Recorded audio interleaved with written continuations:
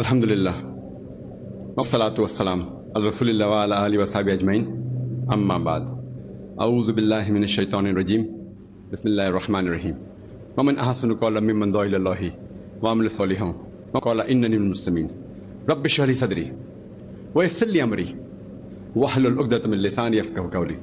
আপনাদের স্বাগত জানাচ্ছি ইসলামিক সম্ভাষণে। আসসালামু আলাইকুম ওয়া রাহমাতুল্লাহি ওয়া বারাকাতুহু। আল্লাহর দয়া, শান্তি ও রহমত আপনাদের সবার উপরে বর্ষিত হোক। ইসলাম ও কম্পারেটিভ রিলিজিয়নের উপর যে কোনো প্রশ্ন আপনারা আমাকে করতে পারেন। হ্যাঁ ভাই, আমি একজন হিন্দু। এখন আমরা সবাই এক একজন ঈশ্বরের উপাসনা করি। আবার বলবেন? আমি তো একজন হিন্দু, সবাই আলাদা ঈশ্বরের উপাসনা করি, আমরা তাকেই মানি। আমাদের মধ্যে কোনো বিরোধ নেই যে আপনি অন্য কোনো ঈশ্বরের উপাসনা করেন, এটাতে আমাদের কোনো আপত্তি নেই। আপনারা মনে প্রাণে তাকে মানেন, এটাই আমরা দেখছি। এখন আমাদের ফিলোসফির কথায় যে কোনো একজন মানুষ, আপনি বললেন যে মোহাম্মদ পয়গম্বরের উপর আর কেউ নেই আপনার হিসাবে, কিন্তু আমাদের ফিলোসফির মত অনুযায়ী যে কোনো মানুষ ওই স্তরে পৌঁছাতে পারে। এখন আপনি কি বলবেন? আপনি কি সেই স্তরে পৌঁছেছেন? ভাই আপনি প্রশ্ন করলেন যে আপনি একজন হিন্দু, আপনাদের উপাসনা ধারণাটা আলাদা, কোনো কিছুতে আপনার সমস্যা নেই যদি মনে প্রাণে সেটা করে থাকেন। মন দিয়ে করলে সমস্যা নেই, মন দিয়ে করব তবে সঠিক কাজটা করব। আমি মন দিয়ে চুরি করলে তখন কি আপনার সমস্যা নেই?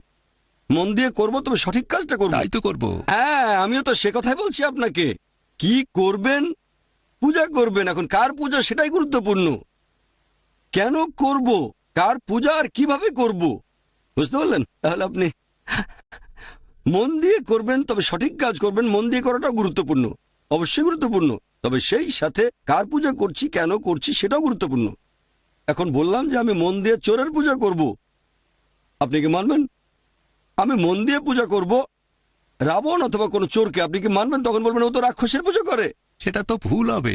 হ্যাঁ, সেটা অবশ্যই ভুল। আপনি কি সেটা মানবেন? মানতে পারি। আচ্ছা মানবেন, কিন্তু বলবেন তার অবস্থান নিচে, সে উপরে না। আমরা চাই সব মানুষই উপরে থাকুক। এখন আপনি উপরে থাকবেন না নিচে থাকবেন? উপরে, মাশাআল্লাহ। আমিও চাই যেন আমি উপরে থাকি। হ্যাঁ, তাহলে আমরা মন দিয়ে কাজ করব, তবে সঠিক কাজটা করব। একটা সঠিক কাজ দুটো পদ্ধতিতে করা যেতে পারে, একটা ভালো কাজ দুই পদ্ধতিতে করা যেতে পারে। দুটোই সঠিক হলে আমরাও মেনে নেব। এবার আপনার প্রশ্নে আসি যে আমার কথা অনুযায়ী আমি আগে বলেছিলাম নবী মুহাম্মদ সাল্লাল্লাহু আলাইহি ওয়াসাল্লাম সবার উপরে, তার মানে আল্লাহ তাআলার নিচে। এটাই বলেছিলাম। আল্লাহর পরে তিনি এক নম্বর, এটা হচ্ছে আদেশ পালনের ক্ষেত্রে। তারপর আছেন সাহাবাগণ, নবীর সহচর। এখন প্রশ্ন ছিল আপনাদের ফিলোসফিতে একজন মানুষ যে কোনো স্তরে পৌঁছাতে পারে। আপনি বললেন নবী মুহাম্মদের স্তরে আমি পৌঁছাতে পারবো কিনা? কখনো না। আমি সেখানে পৌঁছানোর চেষ্টা করব, চেষ্টা করা উচিত, তবে পৌঁছাতে পারবো না। কেন পৌঁছাতে পারবো না? কারণটা আমি জানি, তিনি ছিলেন আল্লাহর রাসূল। কেন পৌঁছাতে পারবো না? এটা উল্লেখ করা হয়েছে হাদিসে যে নবী রাসূলগণ সর্বোচ্চ স্তরে। যদি আল্লাহকে বিশ্বাস করি, যদি কোরআনকে বিশ্বাস করি, আর যদি মানি যে নবীর আদেশগুলো আমাদের পালন করতে হবে, পবিত্র কোরআন এবং হাদিস থেকে আমরা জানতে পারি যে মানুষের মধ্যে সর্বোচ্চ স্তরে আছেন নবী রাসূলগণ। আমি নবী রাসূল নই কেন? আল্লাহ পরিষ্কার করে বলেছেন, এটা সূরা আহজাব অধ্যায় নম্বর 33 আয়াত নম্বর 40। মা কানা মুহাম্মাদুন আবা আহাদিম মিন রিজালিকুম ওয়ালাকিন রাসূলুল্লাহ ওয়া খাতামুন নবিয়্যিন ওয়া কানা আল্লাহু বিকুল্লি শাইইন আলিমা। যে নবী মুহাম্মদ সাল্লাল্লাহু আলাইহি সাল্লাম তোমাদের মধ্যে কোনো পুরুষের পিতা নন, বরং তিনি আল্লাহ প্রেরিত রাসূল এবং নবুয়তের সিলমোহর। আল্লাহ সকল বিষয়ে সবকিছু জানেন। নবী মুহাম্মদের পরে কেউ নিজেকে নবী রাসূল বলে দাবি করলে তাকে ডাক্তার দেখাতে হবে। কেন? এই বইটা পরীক্ষা করা হয়েছে। যখন আপনি জানতে পারবেন যে গণিতের অমুক বইটা বিশুদ্ধ, সেটাকে পরীক্ষা করে দেখেছেন, তাহলে সে বইয়ের কথাগুলো আপনাকে মানতে হবে। যদি ভুল না হয়ে থাকে, তাহলে এই পবিত্র কোরআন আর সহিহ হাদিস আমাদের বলছে যে কোনো মানুষ নবী রাসূলগণের স্তরে পৌঁছাতে পারবে না। এখন যদি বলি যে না পারবো আমি, হ্যাঁ পৌঁছানোর চেষ্টা করব। চেষ্টা করার শুরুতে হয়তো ছিলাম নিচের স্তরে, তারপর 20%, 30%, 40% এভাবে উপরে উঠবো।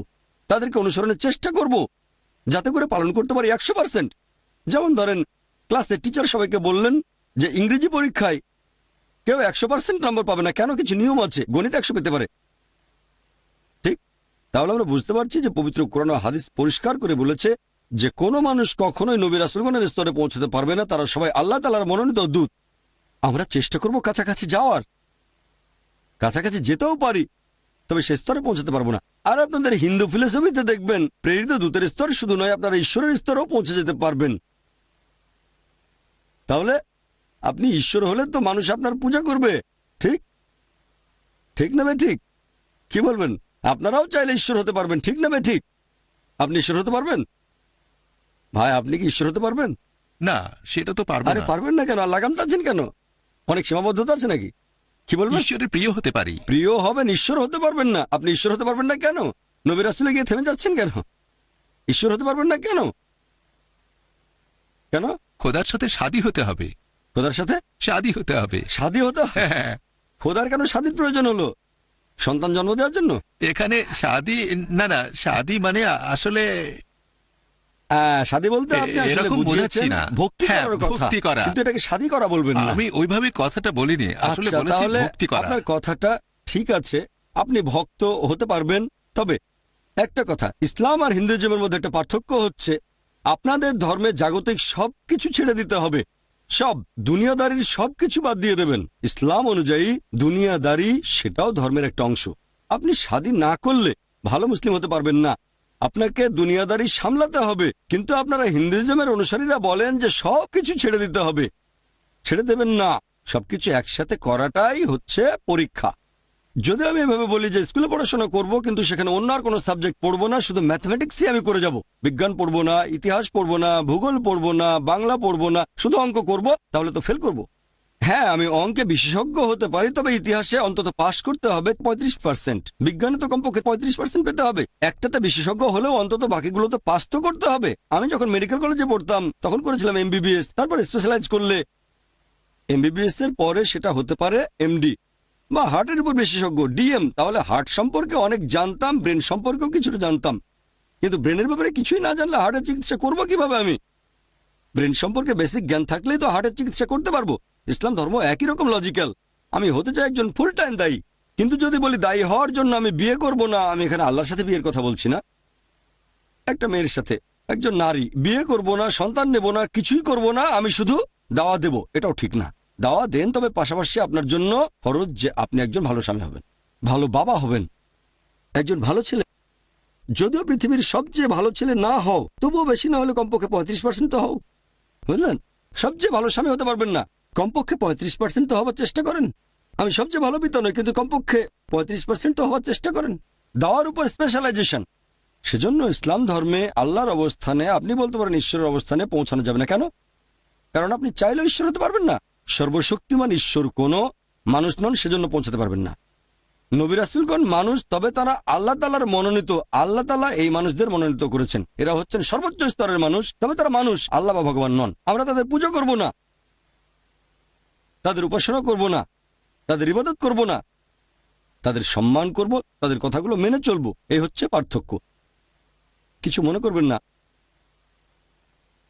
আপনি শাদীর কথা বললেন, ভক্তির কথা বললেন, দেবদাসীদের নাম শুনেছেন? দেবদাসী কি শুনেছেন? হ্যাঁ, আগে ছিল। দেবদাসীরা কি করে? দেবদাসীদের বিয়ে হতো দেবতার সাথে, হ্যাঁ, আর যেত কার সাথে? হিমালয়ে যেত সাধু সন্ন্যাসীরা। দেখেন, এগুলো পরিসংখ্যান। সাধু সন্ন্যাসীরা হিমালয়ে যেত তপস্যা করার জন্য। কার তপস্যা? ঈশ্বরের। তার পেছনে দেবদাসীরা যেত। কারণটা কি? এরকম নিয়ম কানুনগুলো তো বদলায়। হ্যাঁ, কিন্তু এখানে আপনি দেখেন, বিয়ে হয়েছে ঈশ্বরের সাথে আর যাচ্ছে সন্ন্যাসীদের সাথে। কি জন্য? এজন্য আল্লাহ পবিত্র কোরআনে বলেছেন, এটা আছে সূরা রুম, সূরা নাম্বার 30, আয়াত নাম্বার 21, আল্লাহ নারী পুরুষের মধ্যে পারস্পরিক ভালোবাসা দিয়েছেন। আপনি যদি কোনো মেয়েকে দেখেন, আপনার যৌন অনুভূতিগুলো জেগে উঠবে। কিছুই না হলে আপনাকে ডাক্তারের কাছে যেতে হবে। আপনি যদি বলেন কত মেয়ে দেখেছি, সারাদিন ধরে দেখেছি, আমার তো কিছুই হয়নি, তাহলে সমস্যা আছে। এ কারণে এসেছে হিজাব। পবিত্র কোরআন বলছে সূরা আহজাব অধ্যায় নাম্বার 33, আয়াত নাম্বার 59, যে হে নবী, তোমার স্ত্রীগণ আর কন্যাদের বলো এবং মুমিন নারীদেরকে যখন তারা বাইরে যাবে তখন যেন চাদর দিয়ে শরীর ঢাকে, এতে করে তাদের সহজে চেনা যাবে এবং তাদেরকে উত্ত্যক্ত করা হবে না। তাহলে পবিত্র কোরআন আমাদের বলছে, যখন মহিলারা বাইরে যাবে তখন তারা চাদর দিয়ে শরীর ঢাকবে, পুরো শরীর ঢাকা থাকবে, শুধু মুখমণ্ডল আর হাতের কবজি বাদে। খ্রিস্টান ধর্মগ্রন্থ বাইবেলেও এ কথা বলা হয়েছে, মাথা ঢেকে রাখো। হতে পারে যে ডেভিড ভাই বাসায় গিয়ে তার স্ত্রীকে বলবেন বাইবেল বলছে মহিলাদের মাথা ঢেকে রাখা উচিত। হয়তো উনি বলবেন তার বোনকে, তার মাকে, যে আমি জানি বাইবেল বলছে তোমরা শালীনভাবে পোশাক পরবে, যেমন মা মেরি। হয়তো উনি বলবেন তার বোনকে আগামীকাল বা আজকেই, অথবা তার মাকে যদি বিয়ে করে থাকেন, আমি জানি না আপনি বিয়ে করেছেন কিনা, হয়তো স্ত্রীকে বলবেন এই কথাটা আছে আমাদের বাইবেলে, শালীনতা। একই কথা বলা হয়েছে বেদে। বেদ পড়েছেন? ঋগ্বেদে বলা হয়েছে ব্রহ্মা তোমাদের সৃষ্টি করেছেন নারী রূপে, অতএব দৃষ্টি অবনত করো এবং মাথা ঢেকে রাখো, কাপড় দিয়ে মুখ ঢাকো। আপনাদের বেদে কথা বলা হয়েছে। তাহলে হিন্দু ধর্মগ্রন্থ বেদ বলছে যে মহিলাদের মাথা কাপড় দিয়ে ঢেকে রাখতে হবে, তাদের দৃষ্টি নিচু রাখতে হবে। আমার ভিডিও ক্যাসেট দেখতে পারেন, হিন্দুইজম ও ইসলামের মধ্যে সাদৃশ্য, এটা কি আপনি দেখেছেন? না, প্লিজ ওনাকে একটা ভিডিও সিডি দেবেন, হিন্দুইজম ও ইসলামের সাদৃশ্যের সিডিটা ওনাকে দিয়ে দেবেন। আর আমি খ্রিস্টান ধর্ম সম্পর্কে আরো 3-4 ঘন্টা বলে যেতে পারবো, হিন্দুইজম সম্পর্কেও সাদৃশ্যগুলো। আমরা কোন জিনিসগুলো মেনে চলবো, যেগুলোতে পার্থক্য সেগুলো পরে। দেখেন ভাই, আপনারা দুজনেই, পবিত্র কোরআন বলছে সূরা আলে ইমরান অধ্যায় 3 আয়াত নম্বর 64, تعالوا إلى كلمة سواء بيننا وبينكم। এসে সেই কথা যে তোমাদেরও আমাদের মধ্যে এক। দেখেন, তর্ক করব না। বাইবেল ঈশ্বরের বাণী নাকি কোরআন আল্লাহর বাণী, আপাতত এটা আমরা মুলতবি রাখি। বেদ ঈশ্বরের বাণী অথবা বাণী না, এসব পরে। আপনি মানেন বেদ ঈশ্বরের বাণী, ভালো। আপনি মানেন বাইবেল ঈশ্বরের বাণী, আছে ভালো। আমি মানি কোরআন আল্লাহর বাণী। যেগুলো কমন আসেন সেগুলো আমরা মেনে চলি, সিম্পল। যেগুলোতে পার্থক্য সেগুলো নিয়ে চিন্তা করবো আগামীকাল। অন্তত যে জিনিসগুলো কমন, বাইবেল বলছে ঈশ্বর একজন, বেদ বলছে ঈশ্বর একজন, কোরআন বলছে আল্লাহ একজন, তাহলে আল্লাহ একজন। বাইবেল বলছে মূর্তি পূজা করো না, বেদ বলছে মূর্তি পূজা করো না, কোরআন বলছে মূর্তি পূজা করো না, আমরা মূর্তি পূজা করি না। বাইবেল বলছে নবী মোহাম্মদ সাল্লাল্লাহু আলাইহি ওয়াসাল্লাম আসবেন, বেদ বলছে নবী মোহাম্মদ সাল্লাল্লাহু আলাইহি ওয়াসাল্লাম আসবেন, কোরআন বলছে মোহাম্মদ হলেন সর্বশেষ চূড়ান্ত রাসূল, তাই আমরা নবী মোহাম্মদকে মানি। বাইবেল বলছে যে মহিলারা শালীনভাবে পোশাক পরবে, মাথা ঢেকে রাখবে, বেদও বলছে, কোরআনও বলছে মহিলারা শালীন পোশাক পরবে। বাইবেল বলছে মদ পান করো না, বেদ বলছে মদ পান করো না, কোরআন বলছে মদ পান করো না, আমরা মদ পান করি না। বাইবেল বলছে শূকরের মাংস খেও না, মনুস্মৃতিতে আছে শূকরের মাংস খেও না, আমরা শূকরের মাংস খাই না। তাই আসেন অন্তত সেই জিনিসগুলো মেনে চলে যেগুলো আমাদের মধ্যে কমন। পার্থক্য নিয়ে পরে আলোচনা করব। আমাদের মধ্যে যে জিনিসগুলো কমন, আসেন আমরা সেগুলো মানার চেষ্টা করি পুরো মন দিয়ে, মন প্রাণ দিয়ে। কি ঠিক বলেছি না?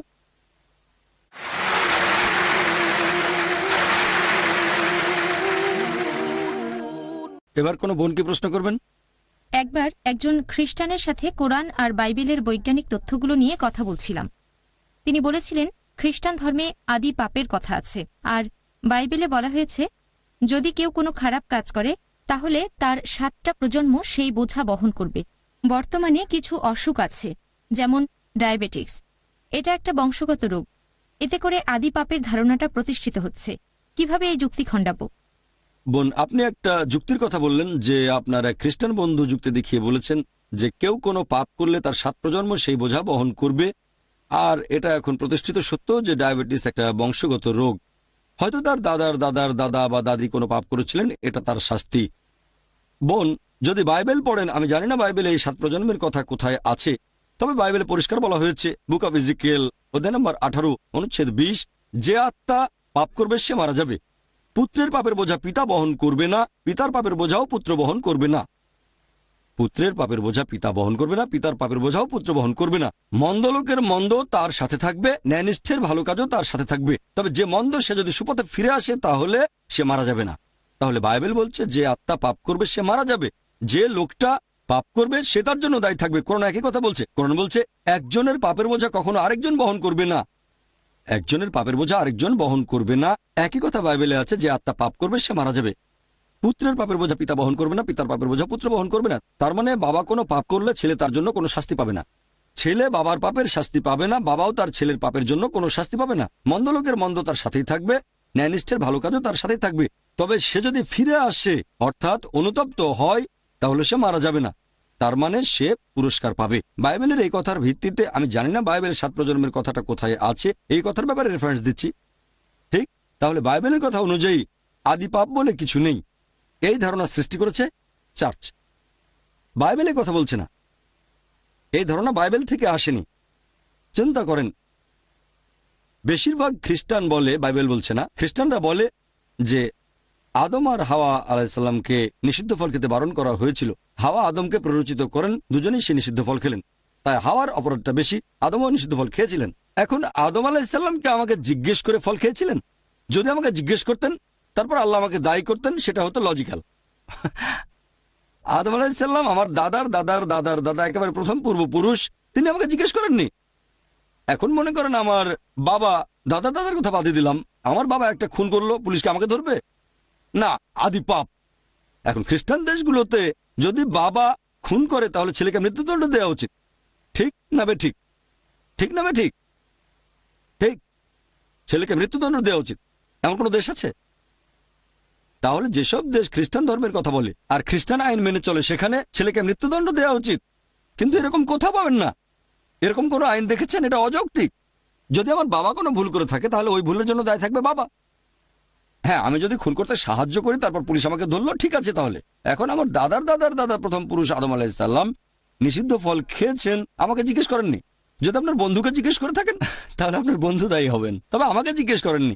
এরপর আপনি বললেন বিভিন্ন অসুখের কথা, এজন্য আপনার বন্ধু বলেছিলেন আমরা এখানে দেখি যে ডায়াবেটিস বংশগত। হ্যাঁ, আমি একজন মেডিকেল ডাক্তার, আমি প্র্যাকটিস করাটা ছেড়ে দিয়েছি, এখন সত্য আমি প্রচার করি, সত্যের বাণী প্রচার করছি। আমরা জানি মেডিকেলি যে ডায়াবেটিস বংশগত রোগ, এটা আসে জিনের মাধ্যমে।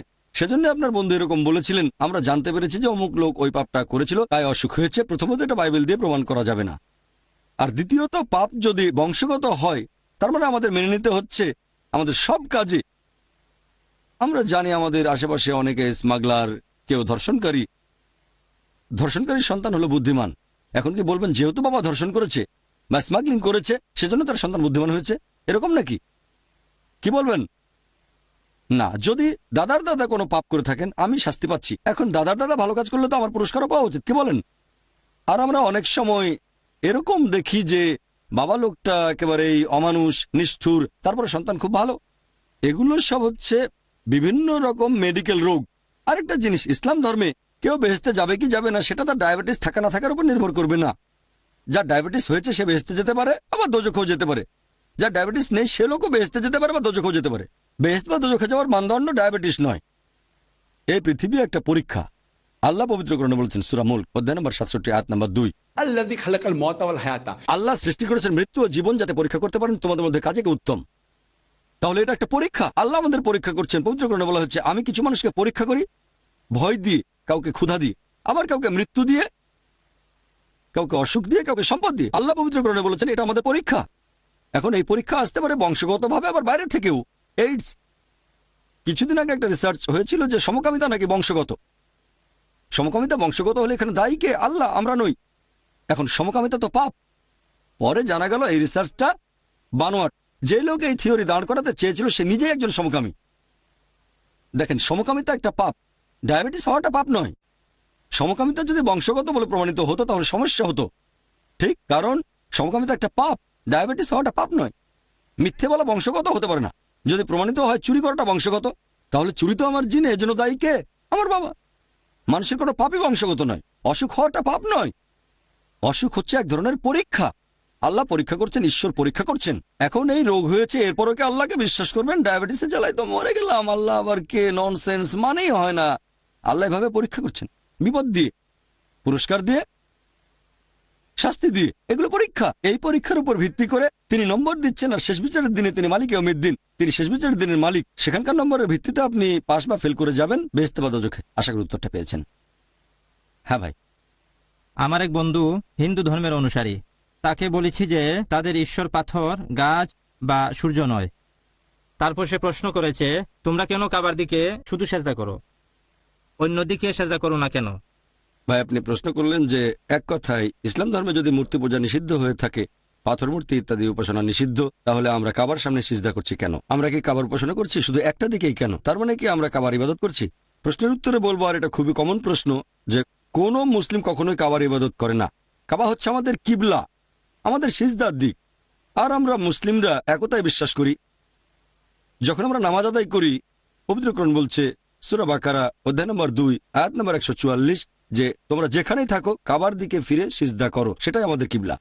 ধরেন আপনি যদি এখানে নামাজ আদায় করেন, এই হলের মধ্যে কেউ উত্তর দিকে মুখ করে দাঁড়াবে, কেউ দক্ষিণ দিকে, কেউ পূর্ব দিকে, আবার কেউ পশ্চিম দিকে। তাই একতার জন্য পৃথিবীর সব মুসলিম একদিকে ফিরে নামাজ পড়ি, সেটা হচ্ছে কাবা, আমাদের কিবলা। কাবার উত্তর দিকে থাকলে দক্ষিণে মুখ ফেরাবো, যদি দক্ষিণে থাকি উত্তরে মুখ ফেরাবো, যদি পশ্চিমে থাকি পূর্বে, পূর্বে থাকলে পশ্চিমে।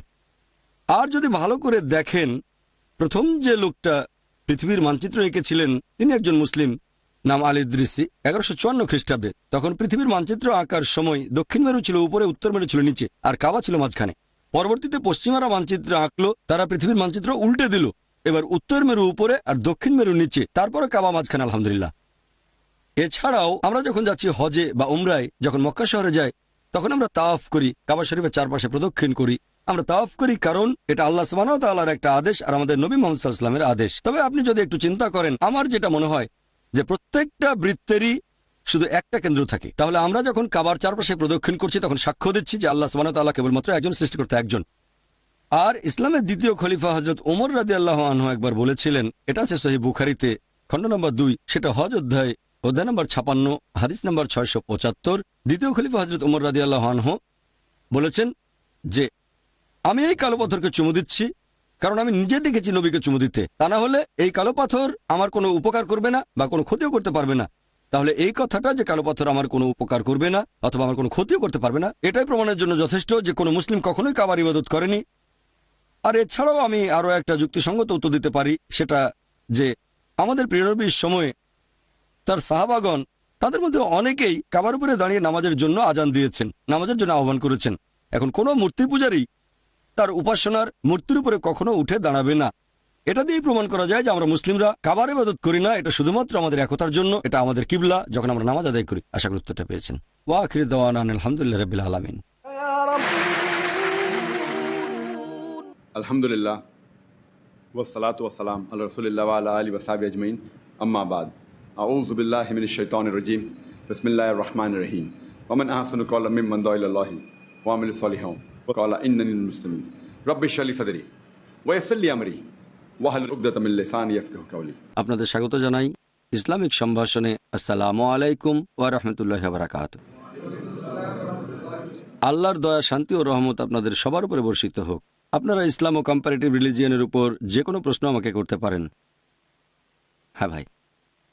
আমার প্রশ্ন পবিত্র কোরআনের সূরা লুকমান নিয়ে, অধ্যায় 31 আয়াত 34। আমার এক বন্ধু বলছে এখানে আল্লাহ জানেন যে গর্ভে কি আছে। আমি তাকে বলেছিলাম এখানে লিঙ্গের কথা বলা হচ্ছে না।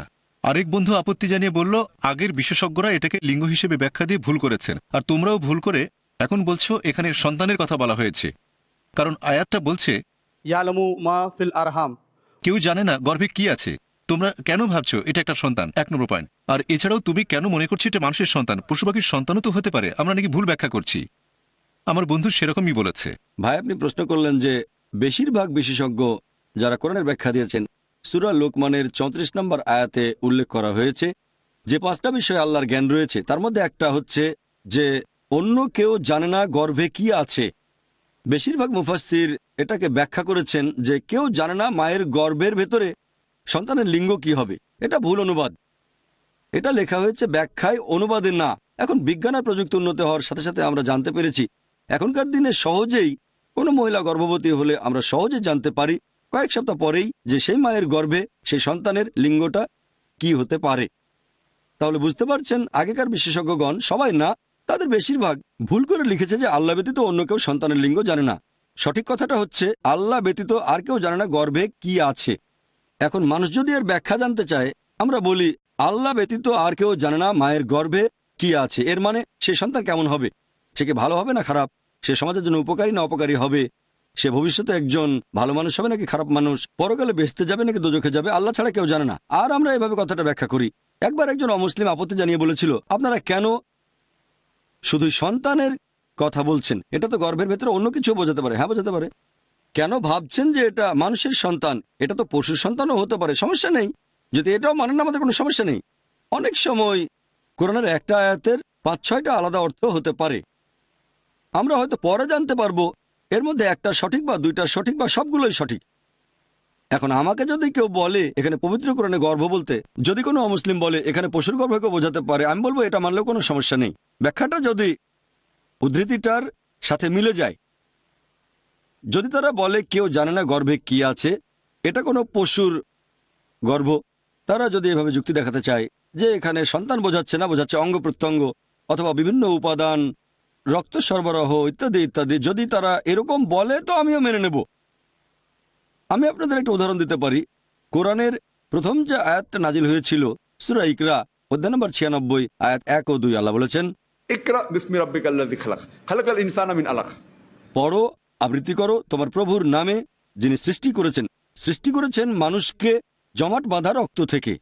এখানে শব্দটা আলাকা। আগেকার দিনের বেশিরভাগ বিশেষজ্ঞগণ তারা বলেছেন যে আলাকা মানে জমাট বাঁধা রক্তপিণ্ড, মানুষ সৃষ্টি এই জমাট বাঁধা রক্ত থেকে। তবে বিজ্ঞান উন্নত হওয়ার পর আমরা জানতে পেরেছি যে মানুষ কোনো রকম জমাট বাঁধা রক্ত থেকে সৃষ্টি হয় না। আলাকা শব্দের 3টা অর্থ আছে। একটা অর্থ হচ্ছে জমাট বাঁধা রক্তপিণ্ড, আরেকটা অর্থ যেটা ঝুলে থাকে, তৃতীয় অর্থটা হচ্ছে জোকের মতো বস্তু। এখন বিজ্ঞান উন্নত হওয়ার পরে কয়েকজন আরব এই আয়াতগুলো দেখালেন প্রফেসর কিথ মুরকে প্রায় 20 বছর আগে। সে সময় তিনি ছিলেন কানাডার ইউনিভার্সিটি অব টরন্টোতে অ্যানাটমির বিভাগীয় প্রধান, এবং সে সময় তিনি ভ্রূণবিদ্যার উপর সবচেয়ে বড় বিশেষজ্ঞ। তিনি বললেন অর্থ হচ্ছে 3টা। এখন এটাকে কি আসলেই জোকের মতো দেখা যায় কিনা তিনি বললেন আমি জানি না। তার নিজের ল্যাবরেটরিতে একটা মাইক্রোস্কোপে তিনি দেখলেন যে একটা ভ্রূণের আকার, অর্থাৎ একেবারে প্রাথমিক পর্যায়ের একটা মানুষের সন্তান, সেটাকে জোকের ছবির সাথে মিলিয়ে দেখলেন এবং এদের সাদৃশ্য দেখে তিনি অবাক হয়ে গেলেন।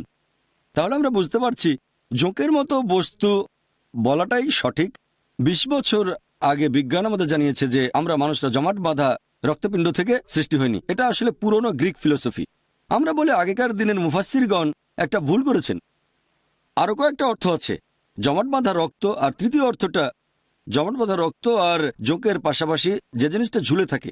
আধুনিক ভ্রূণবিদ্যা আমাদের বলছে মানুষের ভ্রূণ জরায়ুর দেয়ালে ঝুলে থাকে। শেষের দুটো অর্থ সঠিক আর প্রথম অনুবাদটা ভুল। তবে বিজ্ঞান আরো উন্নত হওয়ার পরে আমরা জানতে পেরেছি পবিত্র কোরআনের বিভিন্ন আয়াতে মানব ভ্রূণের বিভিন্ন স্তরের কথা উল্লেখ করা হয়েছে, যেমন সূরা ইকরা বা সূরা আলাক অধ্যায় নম্বর 96। এছাড়াও পবিত্র কোরআনে উল্লেখ করা হয়েছে সূরা মুমিনুনে অধ্যায় নম্বর 23 আয়াত 12 থেকে 14। এখানে কোরআন বলছে আলাকা, মুদগা, ইজামা, জোকের মতো বস্তু, তারপর চিবানো মাংসের মতো। তাহলে এখানে আমরা বুঝতে পারছি পবিত্র কোরআন ভ্রূণের বিভিন্ন স্তরের কথা বলেছে, আকৃতির উপর নির্ভর করে থাকে যে সেটা দেখতে কেমন। আপনারাও বুঝতে পারছেন জমাট বাঁধা রক্তকে যদি আমরা আকৃতি অনুযায়ী দেখে থাকি, আমরা জানি যে একেবারে প্রাথমিক অবস্থায় ভ্রূণের ভেতরে রক্ত সরবরাহ হয় না। দেখে মনে হয় জমাট বাঁধা রক্ত, তাহলে প্রাথমিক অবস্থায় একটা ভ্রূণ দেখতে জমাট বাঁধা রক্তের মতোই। তাহলে একেবারে প্রথম ব্যাখ্যা যেটা করেছিলেন আগেকার দিনের মুফাসসিরগণ, পরে আমরা ভেবেছিলাম তারা ভুল। তবে এখন আমরা জানতে পেরেছি অবশ্যই আমরা রক্ত থেকে সৃষ্টি হইনি, কিন্তু মানুষের ভ্রূণ প্রাথমিক পর্যায়ে জমাট বাঁধা রক্তের মতো দেখায়। বিজ্ঞান উন্নত হওয়ার পরে আমরা জানতে পেরেছি যে 3টা অর্থ সঠিক। আমরা বিশ্বাস করি আল্লাহ যেটা বলেছেন সেটা পুরোপুরি সঠিক। আমরা মানুষরা যখন ব্যাখ্যা করি পবিত্র কোরআনের কোনো আয়াত, সেটা করে সীমিত জ্ঞান দিয়ে। কোরআনের কিছু কিছু আয়াত একেবারে পুরোপুরি পরিষ্কার, সেখানে দুটো অর্থ নেই। যেমন ধরেন কুল হুয়াল্লাহু আহাদ, বলো তিনি আল্লাহ এক অদ্বিতীয়। এই আয়াতগুলোর অর্থ একই রকম থাকবে প্রথম থেকে একেবারে শেষ পর্যন্ত, শেষ দিন পর্যন্ত। আল্লাহ পবিত্র কোরআনে বলেছেন সূরা আলে ইমরান অধ্যায় নম্বর 3 আয়াত 7 ও 8 যে পবিত্র কোরআনের কিছু আয়াত সেগুলো হচ্ছে মুহকামাত আর অন্যগুলো মুতাশাবিহাত। কিছু প্রতিষ্ঠিত অর্থ আর কিছু আয়াতের অর্থ আমরা জানতে পারবো পরবর্তীতে, অথবা কোনো হাদিস থেকে, অথবা বিজ্ঞান প্রযুক্তি আরো উন্নত হলে। তাহলে আমরা বুঝতে পারছি ইসলামের মূল ভিত্তি, কিভাবে জীবনযাপন করব, সবকিছুই। তারপর তাওহীদ, নামাজ পড়া, এগুলো আছে কোরআনের প্রতিষ্ঠিত আয়াতগুলোতে। অন্য আয়াতগুলো বিজ্ঞান ও প্রযুক্তি উন্নত হলে তখন আমরা আরো বুঝতে পারবো। এখন গর্ভের কথা যদি বলেন সূরা লুকমান অধ্যায় 31 আয়াত নম্বর 34, যদি কেউ বলে যে এখানে পশুর গর্ভের কথা বলছে, হতে পারে, তবে সেটা বিজ্ঞানের প্রতিষ্ঠিত সত্যের বিরুদ্ধে যাচ্ছে না। যদি বলেন সন্তান না অন্য কিছুর কথা বলছে, যদি সেটা অর্থের সাথে মেলে, বলবো হতে পারে। তবে যদি এ ব্যাপারে কোনো রকম রেফারেন্স থাকে সহিহ হাদিসে, কোরআনের কোনো আয়াতের ব্যাখ্যা, তাহলে বদলাতে পারবেন না। এখন এই ব্যাপারে হাদিসে কোনো রেফারেন্স নেই সূরা লুকমান অধ্যায় 31 আয়াত 34 সম্পর্কে, তাহলে এখানে আমরা ভরসা করব নিজেদের জ্ঞানের উপর। আমরা যা জানি, আমাদের জ্ঞানটা ভুলও হতে পারে। আগের বিশেষজ্ঞগণ এখানে লিঙ্গ বলে ভুল করেছেন, কারণ এখনকার দিনে আমরা আগে থেকেই সন্তানের লিঙ্গ জানতে পারি। এখানে বিভিন্ন রকম উত্তর আসতে পারে, যে যে উত্তরে সন্তুষ্ট হবে তাকে সেটা বলা যায়।